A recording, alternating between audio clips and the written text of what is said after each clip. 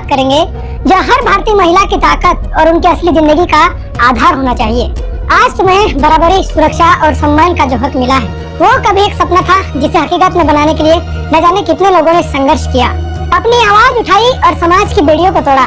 तो उठो, जागो, अपने अधिकारों को जानकर उन्हें जीना शुरू करो, क्योंकि ये सिर्फ कानून की बातें नहीं बल्कि तुम्हारे भविष्य का मार्ग है। आपको पता है कि पिछले दिनों केंद्र सरकार नारी शक्ति वंदन अधिनियम 2023 लेकर आई है, जो कि राजनीति के लिए महिलाओं को समर्पित कानून है। पहला है महिलाओं को राजनीतिक भागीदारी को बढ़ाने के लिए।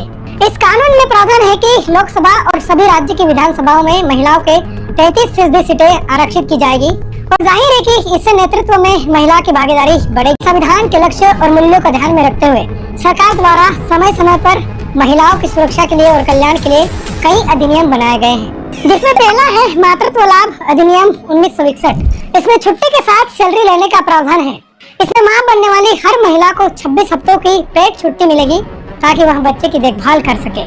इस कानून के तहत अगर कोई महिला बच्चा गोद लेती है या सरोगेसी से मां बनती है तो उसे 26 हफ्तों की छुट्टी मिलेगी। और इस कानून में प्रावधान है कि ऑफिस में बच्चों के लिए देखभाल केंद्र होना चाहिए और इसमें खास प्रावधान है कि महिला घर से काम करने की सुविधा को मांग सकती है। मां बनने के बाद अगर जरूरी है तो महिला वर्क फ्रॉम होम का विकल्प ले सकती है। इसमें प्रावधान है कि महिला को मातृत्व अवकाश के कारण नौकरी से नहीं निकाला जाएगा, न ही किसी प्रकार का लैंगिक भेदभाव किया जाएगा। कानूनी क्रम में अगला अधिनियम है दहेज प्रतिशत अधिनियम 1961। इस कानून में प्रावधान है कि दहेज लेना या देना गैर कानूनी है।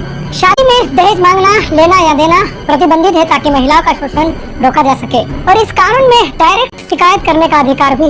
इस संबंध में महिला या माता पिता या कोई व्यक्ति दहेज से संबंधित शिकायत को दर्ज करवा सकता है। इस कानून में सख्त प्रावधान किया गया है कि यदि कोई दहेज के नाम पर उत्पीड़न करता है तो सख्त कानूनी कार्रवाई की जाएगी।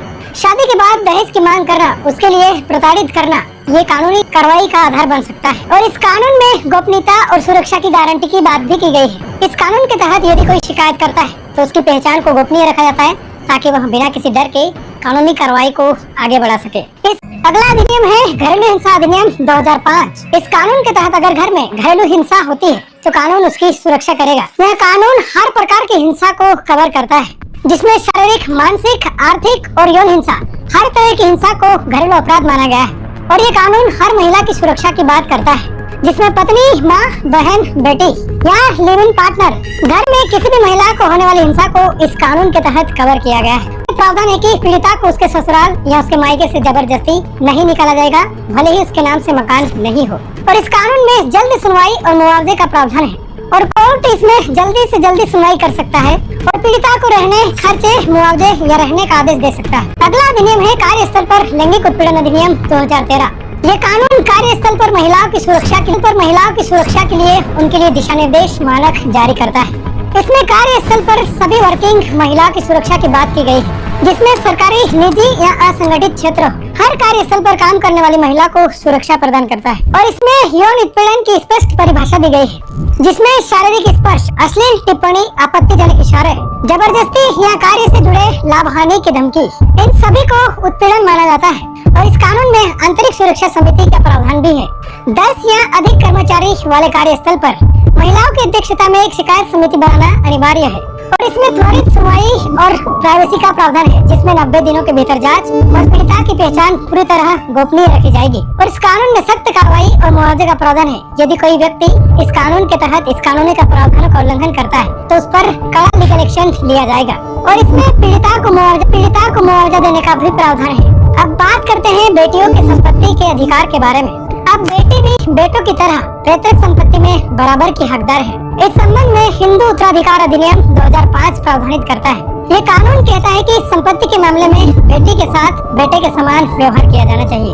इस कानून के आने के बाद में बेटियों को बेटों के समान संपत्ति में अधिकार दिए गए हैं। और ये कहता है कि संपत्ति के मामले में किसी भी तरह के भेदभाव की मनाही की गई है। और इसमें प्रावधान है कि पिता के जीवित रहने की शर्त नहीं है। सुप्रीम कोर्ट के फैसले जो कि 2020 के आने के बाद में यदि लड़की के पिता 2005 के पहले भी गुजर चुके हैं तो भी बेटी पैतृक संपत्ति में बराबर की हकदार है। और ये कानून की खास बात है कि यह कुंवारी और विवाहित दोनों बेटियों को अधिकार देता है। और ये कानून कहता है कि बेटी की शादी होने के बाद भी उसके अधिकार समाप्त नहीं हो जाते, वह अपने पैतृक घर और संपत्ति के उत्तराधिकार बनी रहती है। और इसमें प्रावधान है कि उत्तराधिकार पोती तक भी जाता है। कानून के तहत अगर बेटी की मृत्यु हो जाती है तो उसकी संतान को भी उसके हिस्सेदारी का हक मिलता है। और यह कहता है कि कोई भी परिवार या समाज बेटी को संपत्ति के अधिकार से वंचित नहीं कर सकता जब तक कि वह खुद अपने इस अधिकार को लिखित रूप में त्याग न कर दे। अब अगला कानून है 3 तलाक पर रोक। इस संबंध में मुस्लिम महिला विवाह संरक्षण अधिनियम 2019 है। इस कानून के आने के बाद में अब कोई भी महिला एक तरफा तलाक की शिकार नहीं होगी। इस संबंध में सुप्रीम कोर्ट का ऐतिहासिक और चर्चित केस है जो कि शायरा बानो बनाम भारत संघ के नाम से जाना जाता है। इस केस में सुप्रीम कोर्ट की संवैधानिक पीठ ने 3-2 के बहुमत से फैसला सुनाया कि 3 तलाक असंवैधानिक है, मनमाना है और इस्लाम के मूल्यों के खिलाफ है। ये आपने जाना कि भारतीय संविधान ने महिलाओं को सिर्फ अधिकार ही नहीं बल्कि सम्मान, सुरक्षा और अधिकार की गारंटी भी देता है। संविधान सिर्फ कागज पर लिखे गए शब्द नहीं बल्कि हमारी ताकत, हमारी आजादी और हमारे सम्मान की गारंटी है। लेकिन सिर्फ कानून बन जाने से बदलाव नहीं आता। इसके लिए हमें जमीनी लेवल पर प्रैक्टिकल में प्रत्येक महिला को हर जगह के अन्याय के खिलाफ में आवाज को बुलंद करनी होगी। असलियत में बदलाव तभी आएगा जब हम अपने अधिकारों को जानेंगे, समझेंगे और रियल लाइफ में अपनाएंगे। अब समय आ गया कि हर बहन, हर बेटी, हर महिला अपने इस अधिकार के बारे में जाने और सोसाइटी को महिला को उनके हक और अधिकार को लेने के लिए प्रेरित करना चाहिए। हर नागरिक एक समान और सुरक्षित समाज बनाने में अपनी भूमिका निभाए। तो आइए इस जागरूकता को आगे बढ़ाएं। इस वीडियो को ज्यादा से ज्यादा शेयर करें और ये वीडियो हर उस महिला तक पहुंचना चाहिए जिनको इसकी जरूरत है। आइए मिलकर एक ऐसा समाज बनाएं जहां हर महिला गर्व और सम्मान के साथ जीवन जी सके। मिलेंगे अगले वीडियो में नई कानूनी जानकारी के साथ और किसी लीगल अपडेट्स को लेकर। आज के लिए इतना ही। नमस्कार।